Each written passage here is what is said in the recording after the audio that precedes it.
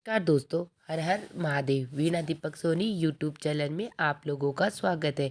आज मैं आप लोगों को इस वीडियो के माध्यम से गोपाष्टमी की महत्व, पूजा विधि और कथा के बारे में बताऊंगी। साथ में कुछ उपाय बताऊंगी जिन उपायों को करने से हमारे घर में धन की वर्षा हो जाएगी। अब मैं आपको कार्तिक शुक्ल पक्ष की अष्टमी तिथि को कार्तिक शुक्ल पक्ष अष्टमी तिथि को हम गोपाष्टमी के रूप में मनाया जाता है। इस दिन भगवान श्री कृष्ण ने गोचारण लीला आरंभ की थी, इसलिए हम लोग गोपाष्टमी बनाते हैं। गोपाष्टमी के अब मैं आप लोगों को पूजा विधि बताती हूँ। इस दिन बछड़े सहित गाय का पूजन करने का विधि विधान है। इस दिन प्रातःकाल उठकर नित्य कर्म से निवृत्त होकर स्नान करते। प्रातःकाल ही गौ और उनके बछड़ों को भी स्नान कराया जाता है। गौ माता के अंगों में मेहंदी, रोली, हल्दी आदि के थापे लगाए जाते हैं। गाय माता को आज के दिन सजाना बड़ा ही शुभ होता है। प्रातःकाल ही धूप, दीप, पुष्प, अक्षत, रोली, गुड़, जलेबी, वस्त्र और जल से गौ माता की पूजा की जाती है और फिर उनकी आरती उतारी जाती है। पूजन के बाद गौ माता को ग्रास या खाना खिलाया जाता है। गौ माता की फिर परिक्रमा करते हैं। परिक्रमा के बाद में गौ के साथ कुछ दूर तक चलना भी चाहिए। यह भी गोपाष्टमी पर सर्वोत्तम होता है। तो आप भी अष्टमी के दिन गौ माता के साथ कुछ कदम जरूर कर चलना। अब मैं आपको गोपाष्टमी की कथा कहानी सुनाती हूँ। समय की बात है, भगवान ने जब छठे वर्ष की आयु में प्रवेश किया तब एक दिन भगवान माता यशोदा से बोले, मैया अब मैं बड़ा हो गया हूँ। मैया माता यशोदा ने बोला, अच्छा लल्ला, तुम बड़े हो गए तो बताओ अब क्या करें। भगवान श्री कृष्ण ने कहा, अब मैं बछड़े चराने नहीं जाऊँगा, अब मैं तो गाय चराने जाऊँगा। मैया ने कहा, ठीक है, बाबा से पूछ लेना। मैया के इतना कहते ही झट से भगवान नंद बाबा से पूछने पहुंच गए। नंद बाबा ने कहा, लल्ला अभी तुम बहुत छोटे हो, अभी तुम बछड़े ही चराओ।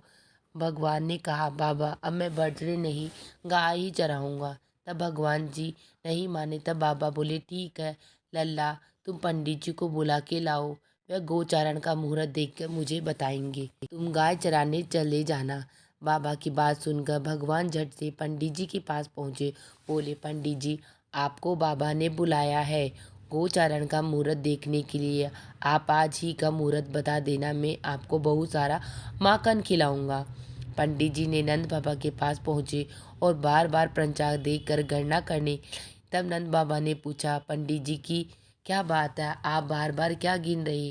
पंडित जी बोले, क्या बताऊँ नंद बाबा जी, केवल आज ही का ही मुहूर्त निकल रहा है, इसके बाद एक वर्ष तक कोई भी मुहूर्त नहीं। पंडित जी की बात सुनकर नंद बाबा ने भगवान को गोचारण की स्वीकृति दे दी। भगवान जो समय कोई कार्य करे वही शुभ मुहूर्त बन जाता है। उसी दिन भगवान ने गोचारण का आरंभ किया। वे गाय को चराने के लिए गए। वह शुभ तिथि की कार्तिक मास में शुक्ल पक्ष की अष्टमी थी। भगवान के गोचारण आरंभ करने के कारण यह तिथि गोपाष्टमी के नाम से कहलाई। माता यशोदा ने अपने लल्ला के श्रृंगार किया और जैसे ही पैरों में जूतियां पहनाने लगी तो लल्ला ने मना कर दिया। बोले, मैया यदि मेरी गायें जूतियां नहीं पहनती तो मैं कैसे पहन सकता हूँ।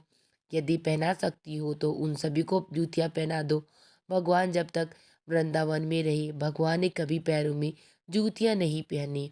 आगे आगे गाय और उनके पीछे पीछे बांसुरी बजाते भगवान, उनके पीछे बलराम और श्री कृष्ण के यश का गान करते हुए ग्वाल गोपाल इस प्रकार से विहार करते हुए भगवान ने उस वन में प्रवेश किया। तब से भगवान की गोचारण लीला का आरंभ हुआ।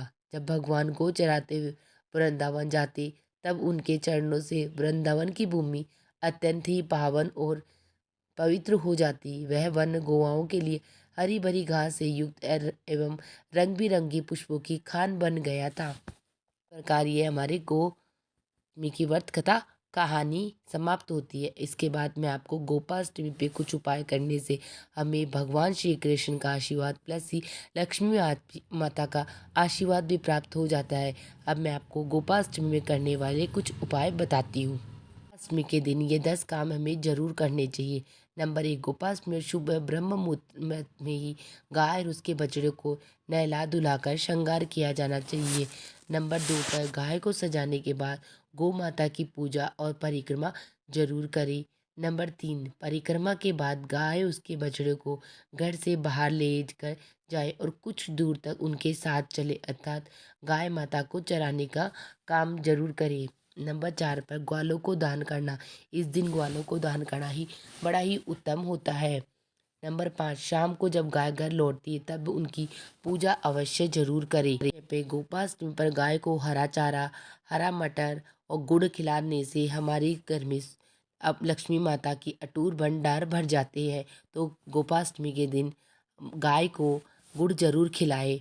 नंबर 7 पर जिन घरों में गाय नहीं है वे लोग गौशाला जाकर गाय की पूजा करें, उन्हें गंगा जल, फूल चढ़ाए, गुड़, हरा चारा खिलाए और दिया जलाकर उनकी आरती अवश्य करें। 8 नंबर पे गोपाष्टमी के दिन जो व्यक्ति गाय के नीचे से निकलता उसको बड़ा से बड़ा पुण्य मिलता है।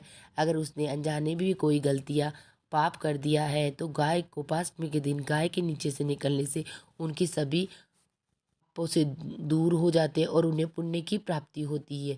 नंबर 9, शास्त्रों के अनुसार गाय में 33 करोड़ देवी देवताओं का निवास होता है और माता का दर्जा दिया गया है, इसीलिए गौ पूजन से सभी देवता हमारे प्रसन्न हो जाते हैं और हमें आशीर्वाद देते हैं। 10वें नंबर पर गोपाष्टमी के शुभ अवसर पर गौशाला में गौ संवर्धन हेतु गौ पूजन का कार्यक्रम भी आयोजित किया जाता है। गौशाला में यथाशक्ति दक्षिणा, भोजन, वस्तु इत्यादि दान दे।